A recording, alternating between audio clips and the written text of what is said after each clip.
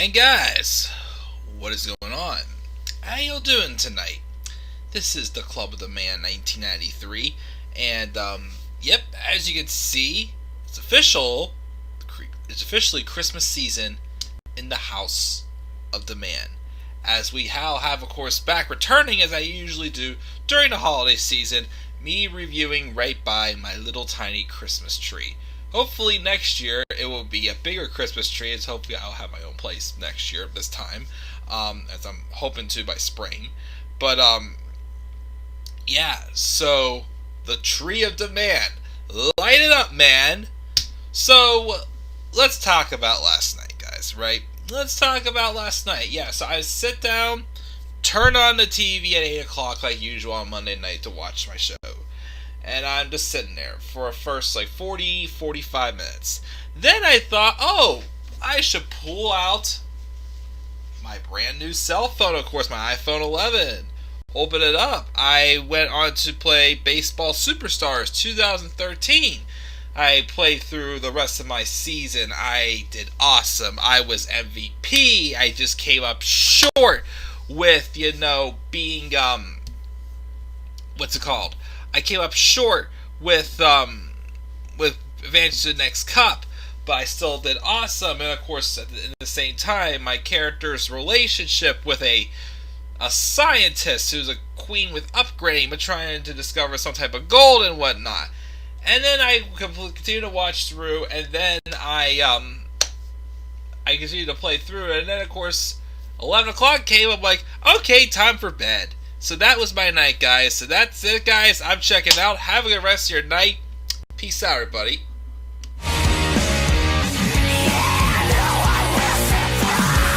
Oh, wait. I'm sorry. I forgot. Before I go, that was all during Monday Night Raw last night. And it was not a good show. Guys, I was bored by last night's episode of Raw. Bored, boring, stuff that made absolutely no sense, a cluster fucking, just not a great go-home show for TLC this Sunday. Just not. And a show with, of course, a gimmick, as its title, only has 2 gimmick matches. Both the world title matches that are TLC matches. The rest of the matches are almost laughable. Absolutely just laughable. And make no sense how it happens. But of course we'll have that preview and predictions later this week. But let's just talk about this show and give my review. Again, this show was horrible. It was boring. There was really only one thing I can say this on the show that I liked. And that's the stuff with Randy Orton and Bray Wyatt. That's the only stuff I can say I liked. Rest of the show, either everything else to me was just skippable, or it was just god-awful. This was a boring show. Not that great at all whatsoever. I did enjoy it. Like I said, I spent most of this episode last night playing Baseball Superstars 2013 on my phone. I did that most of the time, then watched this episode of Raw. I did not care. I absolutely did not care. I don't care! I love it! I don't care! I love it, I don't care. Yeah, okay. Get a little carried away there. Let's take a swig of my Sprite. Oops. Didn't realize. I already finished it. But let's talk about this show real quick, guys. And there's not much to talk about. Oh, well, there's some stuff I may talk a little bit more about, so we'll see. At least I'm actually giving this week's show a grade. Last week, both Raw and SmackDown, I didn't even give a grade last week. Just saying, I really did not even give a grade. This week, at least, I gave it a grade, but yes. Yes, Tyler, be glad you did not watch this episode last night. It was awful. So, we open up this show, and another thing about this show is Vince seemed to have found a new toy. Because apparently he was obsessed with, spotlights last night, as it seemed. So we turned on with a spotlight with The Miz in the ring. He's going to read us a story called The Nightmare Before TLC, which he has a picture book literally titled that. he lights up characters in the story as the spotlight turns on.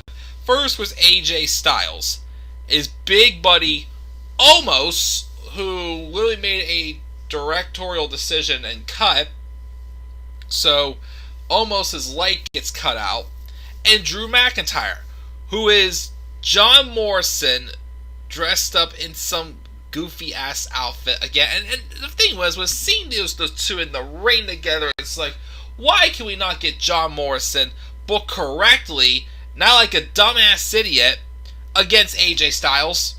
When AJ Styles was United States champion last fall, and there was rumors of John Morrison coming back, I wanted to see a open challenge, surprise return, John Morrison versus AJ Styles for the United States Championship.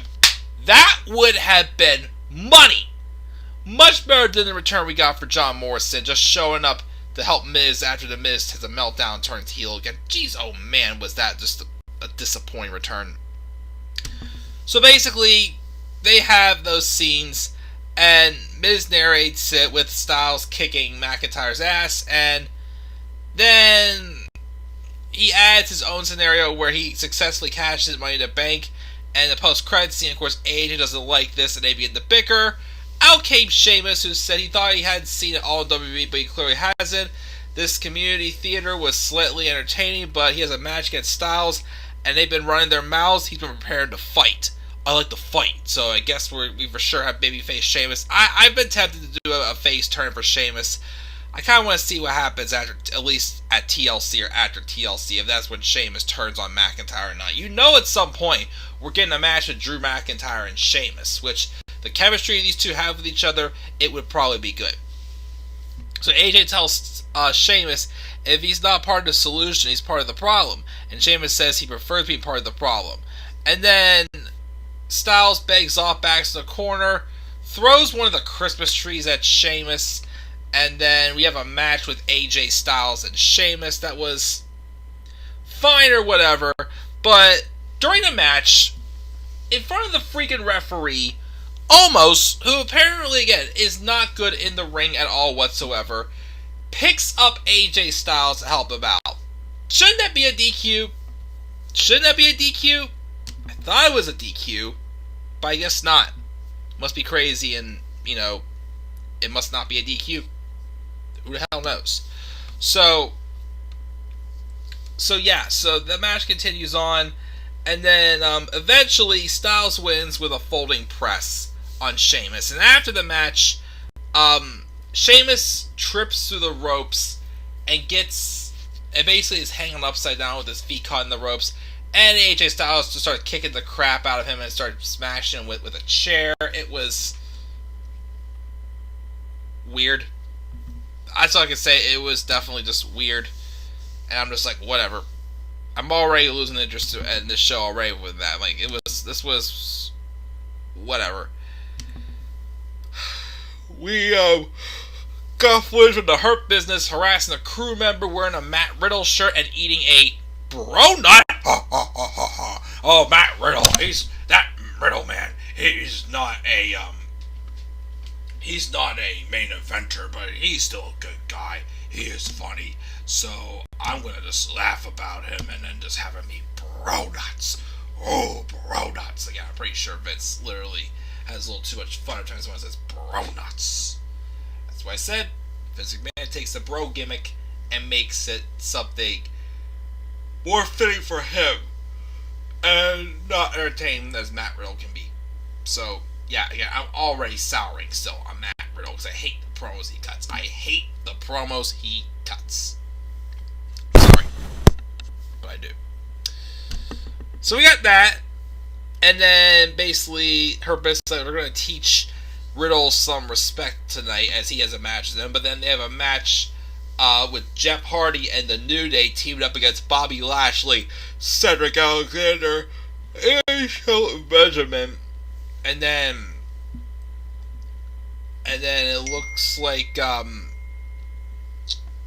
when her business won after Lashley got Jeff to tap out to the Hurt Lock, and then Asuka and Lana. Here's where things get even even worse about the show.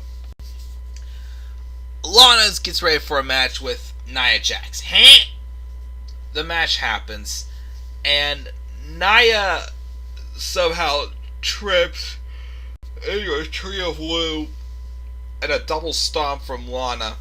Lana rolls up Nia Jax with a lame-looking folding press to win. And I'm just like, okay, so Lana finally pins Nia Jax, yet she doesn't get put it through a table. And after the match, Shayna Baszler attacks Asuka. Then they run out, and literally Nia and Lana just pick apart Lana. Nia and Shayna pick apart Lana piece by piece until Asuka comes out. But then we have Lana be taken out, and now we're being told that this tag title match, the women's on Sunday, now is Shayna and Nia versus Asuka and a partner of her choosing.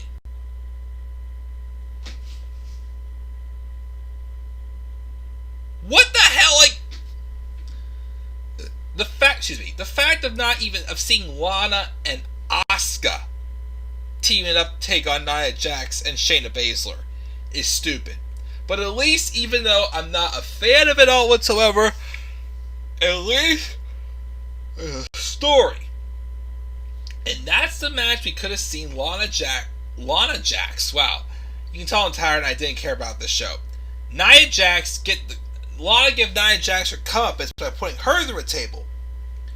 But now you're saying that a match that was meant for that to happen, either there was no stipulation to it, you're now saying you put us through 3 months, 2-3 months of Lana going through tables every single week, Nia Jax making a mockery out of her on live TV, for Lana to be booked as the sole survivor of the Women's Survivor Series match, looking like an idiot, keep in mind, and then just all these other fluky, weak-looking wins and stupid booking to make the rest of the roster look weak for the women.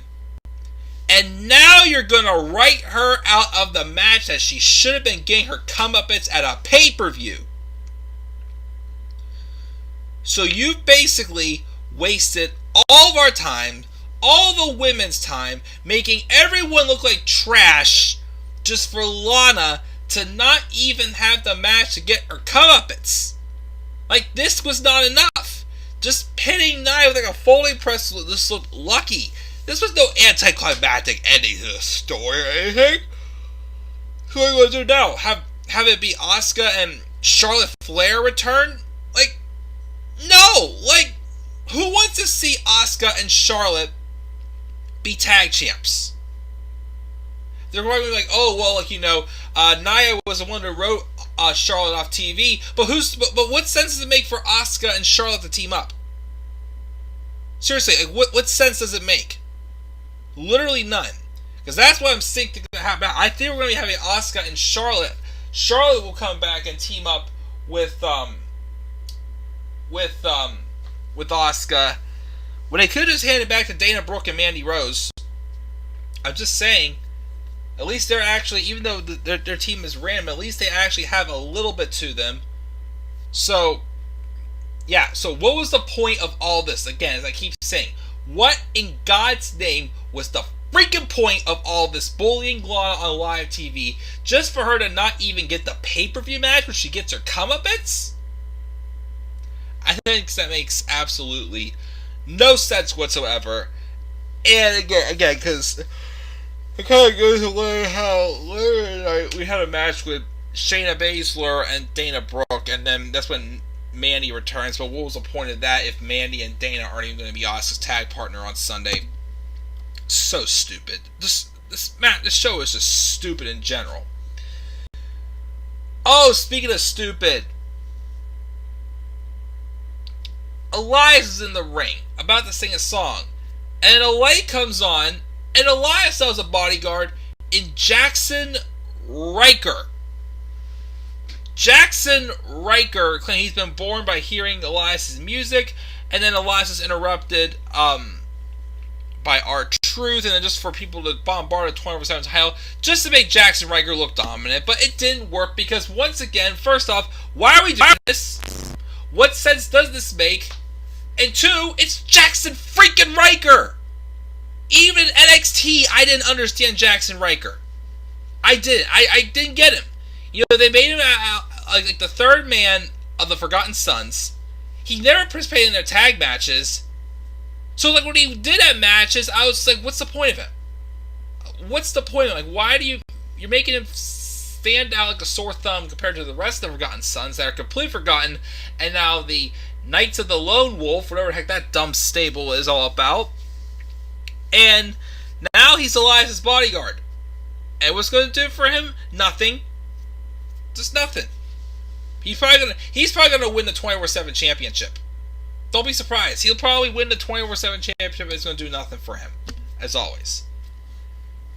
So, we have that. And oh gosh! It gets worse! Miz and Morrison are backstage. Miz says thinks AJ is going to try to get on his good side, but Morrison says he's got a point that Miz might have been easier to beat than Drew. Keith Lee rolls up and says he brought a coin, plays a coin toss, and said he both won, but that's the only thing they're going to win. Because next we have a handicap match. Miz and Morrison teams up against Keith Lee, and they win with a double pin. Miz and Morrison beat Keith Lee in a 2-on-1 handicap match that wasn't even that good. So, like what? You're sending Keith Lee back to the PC because he needs to refine his skills. Now he's losing like an idiot to Miz and Morrison. Like, why does he have to refine his skills? Freaking book Keith Lee, just let him be him. The guy is a freaking 340-pound dude that moves like a freaking cruiserweight. And now you're going to have him lose to Miz and Morrison clean in a 2-on-1 handicap match. How stupid. How absolutely freaking stupid is that? So that got under my skin. Then we have Bray Wyatt, though. This is actually one of the only parts I liked about the show. Bray Wyatt cuts out his field trip with a Firefly Funhouse to the actual ring. Which, by the way, I forgot to mention, this show was at Tropicana Field in St. Petersburg, Florida, home of the Tampa Bay Rays. So we're officially moved there out of the Amway Center. So, Bray Wyatt first wants to apologize to Randy Orton for things getting out of hand last week. The Fiend has a sick, twisted mind of his own, and he knows that he has things to fix about himself. But he hopes he and Randy had a chance to finish what they started, because after Orton wrestles the Fiend, he's not sure what's going to be left of him. And there should be no fun or games at TLC. Instead, there is only going to be sadness and pain. And since TLC is going to be no laughing matter, his field trip tonight is some jokes about the Viper. So he reads off some jokes until Randy Orton comes on the Tron and recounts last week's offense and says he was over-maneuvered by the Fiend. He guarantees that it won't happen on Sunday. And he offers Bray a game to play. Hide and seek. And Bray laughs and says, I can't resist games. I accept. I'll come find you. So he goes to find off Randy Orton, and we'll get to when he finally finds him. Ricochet lost then the Mace of Retribution. Who cares? And then Bray Wyatt was still looking for Randy Orton. He ran to Matt Riddle, who basically tries to sell him some bro nouns now, and that's stupid. So Bray basically didn't go through with the offer. And then Rambling Rabbit popped up, and then Riddle says he reminds him of Baby Yoda and whatnot, all that jazz. This is where, again, Dana Brooke won by disqualification against Shayna, and that stupid crap. Bray Wyatt even talked to Huskus the Pig. Bray Wyatt basically tells Huskus not to talk to strangers. And then Bray Wyatt finds a rocking chair, though, from Sister Abigail in a dark room. He sits in it and embraces it until Orton attacks him. And then Orton then brawls Bray around and locks him in a wooden box. And Orton lights it on fire. And while Bray's trapped inside,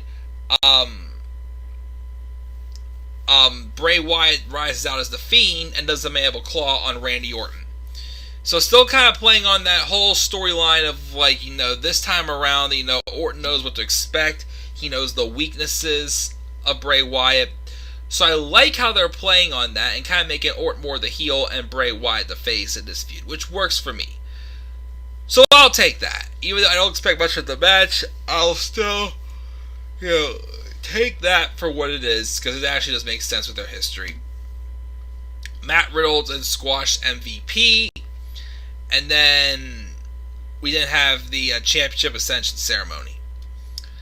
AJ Styles tells Drew McIntyre this is the last time he'll have the title around his waist, and he brings up this is a first-time singles match between them, and he felt he needed to do his research, and he was a little surprised that it took him 19 years to climb the mountain and become champion WWE. How is that possible? McIntyre can't handle the pressure. His performance at Hell in a Cell shows that.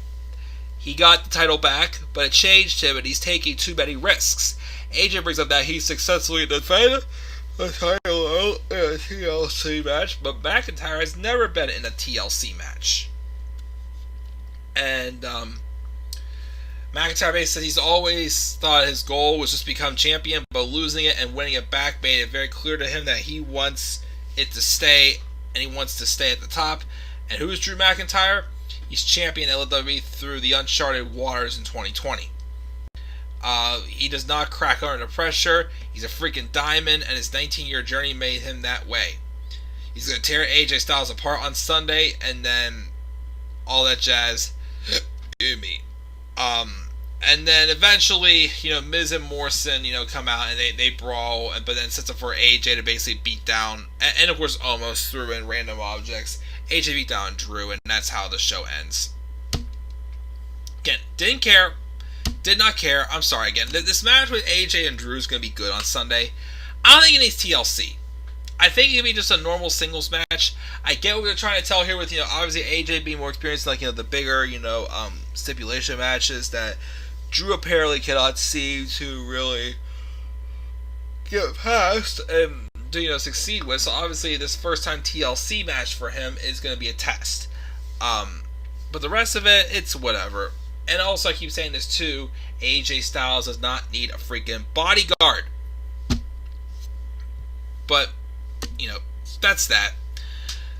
The grades for Raw this week on Twitter, nobody said A, 16.7% said B, 16.7% said C, 66.7% said D or lower. That's right, I gave this a show D+, also. Boring, and I did not care. And yeah, Tyler is typical stuff. Why is Lana still here? She should be fired and get rid of the women's tag titles. I completely agree. But that's my review, guys. Now I really did not care, and I'm getting ready to go to bed because I'm tired, and I thought this show was dumb. So what are your thoughts on Raw this week? Your thoughts down in the comment section below. Slap a like on the video and subscribe to my channel. Follow me on Twitter at DemandAir93. And for real, guys, now I am out. Have a good night. Peace out, everybody.